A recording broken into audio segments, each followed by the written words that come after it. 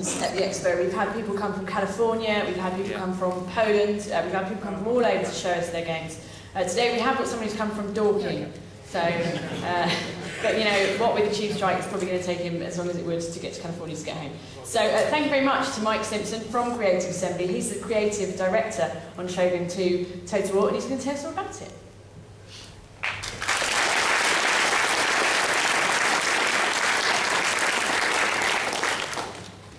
Hi everyone, what I'm going to do today is talk a little bit first about the Shogun Total War series and how we got to where we are today, and then show you a couple of demos of the game in its current state. So, 10 years ago we released a game called Shogun. It was a new kind of strategy game. It combined the turn-based strategy elements you get in games like Civilization with the fast-paced real action that you get in RTSs like StarCraft. And it did it in one game. It did it on an epic scale. So instead of having hundreds of men, we'd have thousands, and it was all with historical content. Right? And it created a recipe which has spawned a whole series of games and has been really successful. You might ask, how did we start? I mean, how do you come up with something like that which is unique and is going to work? The answer is by accident. Right? We originally set off with the intention of writing a role-playing game based on Monkey, and we were going to do it in Singapore, but things didn't quite work out. What happened is Command & Conquer came out, and that was followed by a whole host of Command & Conquer clones, games like Kill, Crush and Destroy, and they weren't great games, but they sold really well, and we looked at that and thought, we can do that. That's a damn sight easier than writing a role-playing game. So we set about writing a Command & Conquer clone. The idea was it was going to be cheap and cheerful, it was going to be top-down, and our thing was going to be, we'll set it in Japan, and we'll have lots of little tiny men instead of a few units. And we set off down that road. And after a while, another thing happened. A thing called the 3D effects card came out. It was the first 3D card on PC, and we played around with it for a bit and had this idea that, well, maybe you could do spline-based landscapes, actually curved surfaces with this thing, which is something that PC games had never done up to that point. Everything was always square and nice corridors and everything. And we had a guy who did some clever maths, and suddenly we had a 3D landscape. And then we could put the camera in the eyes of the general and put you actually on the battlefield with everyone else. And we went back to our publisher and said, give us a load more time and we can make something quite interesting here. And then suddenly we weren't doing a B grade Command & Conquer clone anymore, we were doing Total War. And just to, a lot of you guys probably won't have seen the original Shogun, so I'm actually going to show you a quick bit of footage of it.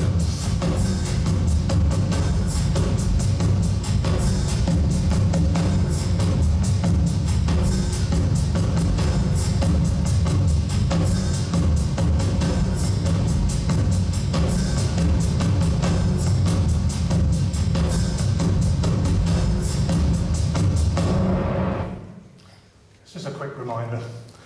Yes, the battlefields all look like golf courses and the men with little tiny sprites, but it was fun.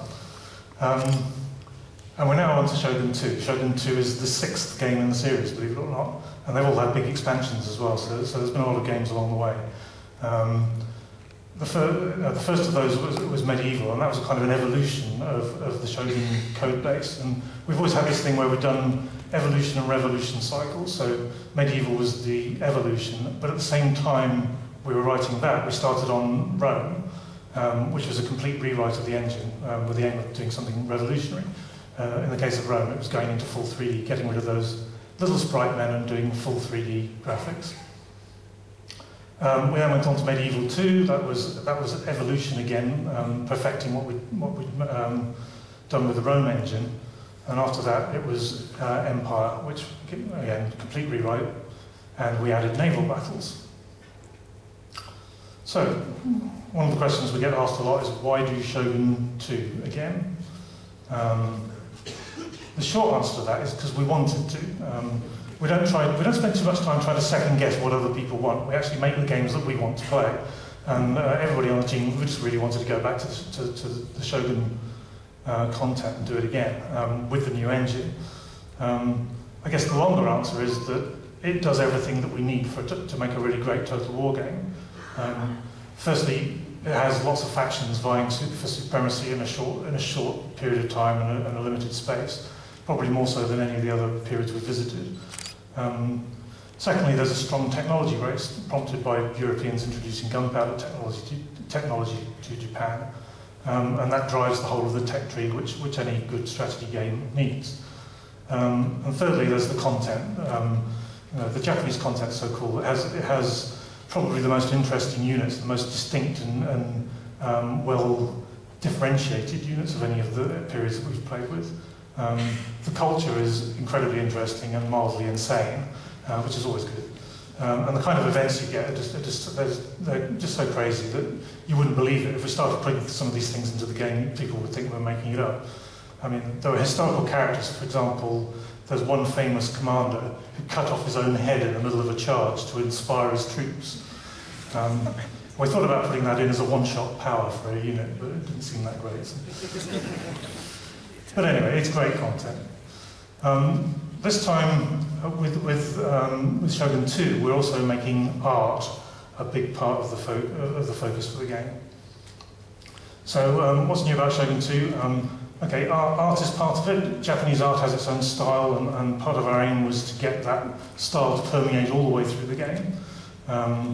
And not just with the art, but with the design as well. So we had this idea of the zen of Total War. The idea being to take the essential gameplay elements and kind of purify them down into something which is simple but still deep. That is, of course, incredibly difficult. Designing complicated things is really, really easy. Making something that's simple and deep and folds into it some complicated idea that you want to portray, that's quite difficult. But that's our aim anyway. With the turn-based strategy part of the game, we've put in a skill tree for characters. In the previous games, there was a kind of RPG element with your generals and so on, but it would be based on what you do. So what you do would gain you traits, and there was never a direct connection between what you did and what you got in a way that you could play for. So now we've gone the whole hog and put in a skill tree. So as you play through the game, your generals and your agents gain experience, and you get to spend those on developing skills and abilities for them. We've also made major revisions to all the other systems in the game, things like buildings and technology and economy and so on.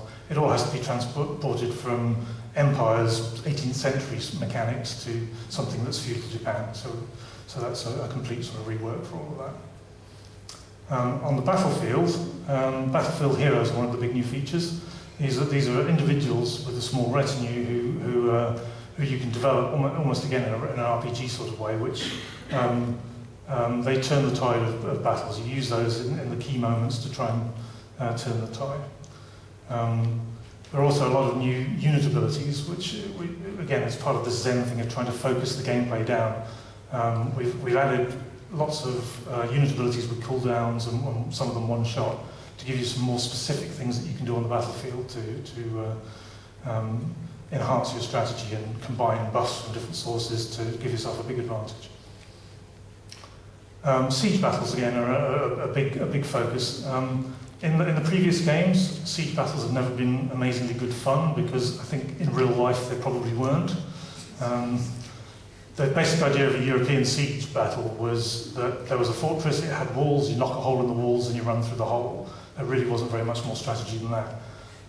But a Japanese castle's got a completely different mentality to it. It's not saying stay out. It's saying come on in if you're hard enough, right? So the walls are sloped, so you can climb them. And there's a series of courtyards, and it's a bit like cracking a puzzle getting into a Japanese castle, where you're trying to decide which wall to climb, and guys are moving around inside trying to figure out which wall to defend. There's a huge amount of gameplay there which we've never had in siege battles before. And the last thing, the last big area for new features is multiplayer, but we still haven't announced what we're doing there, so that's still a secret. All I'd say is I gave the team the objective of doing something revolutionary. You guys will have to judge whether they succeed or not when the game comes out. Okay, let's actually have a look at the land battle.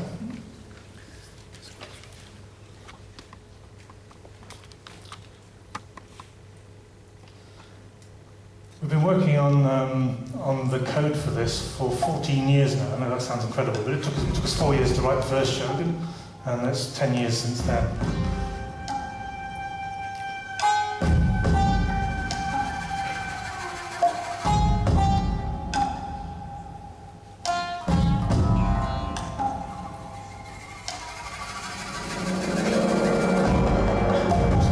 Had me worried there for a moment. So the game's set in feudal Japan. There are 9 playable factions. There are lots of independent factions there as well, so everybody starts off with one province. In this battle, we're showing a night battle vaguely based on the Battle of Kawanakajima, but we've changed some bits.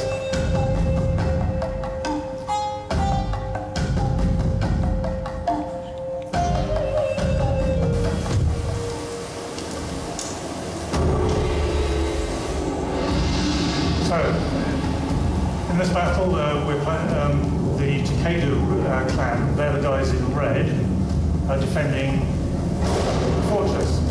And our army, the Chasakabi, are going to try and take them on and attack. One of the things that we've done, we made massive improvements to the graphics engine.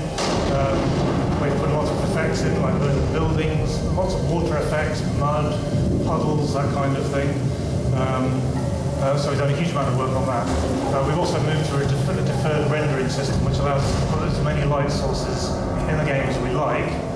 So which is very good for doing light battles and that kind of thing.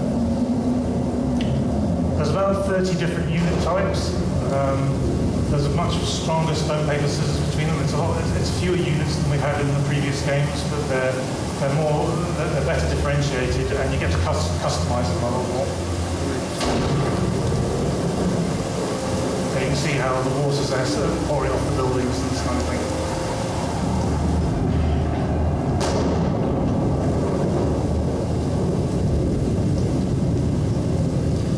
Okay, so we're going to start off. We're going to send in some of our samurai to attack some enemy samurai.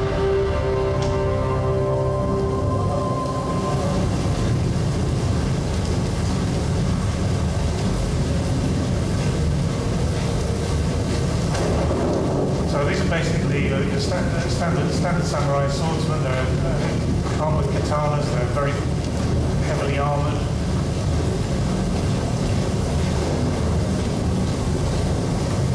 And the enemy are advancing towards us at the same time.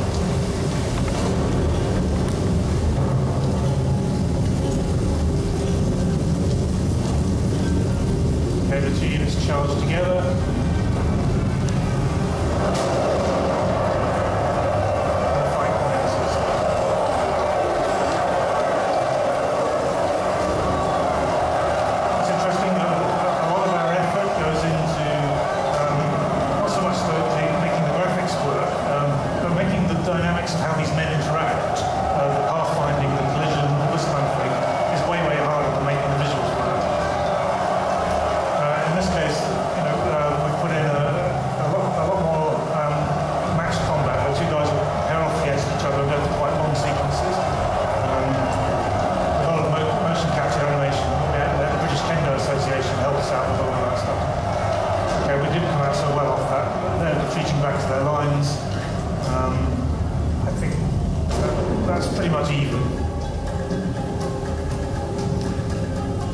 Sort of opening skirmish.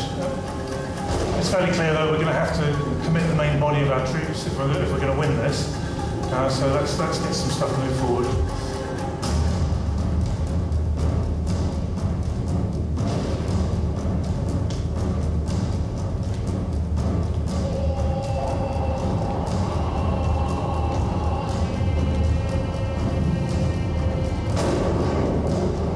So it's fairly easy to order your troops.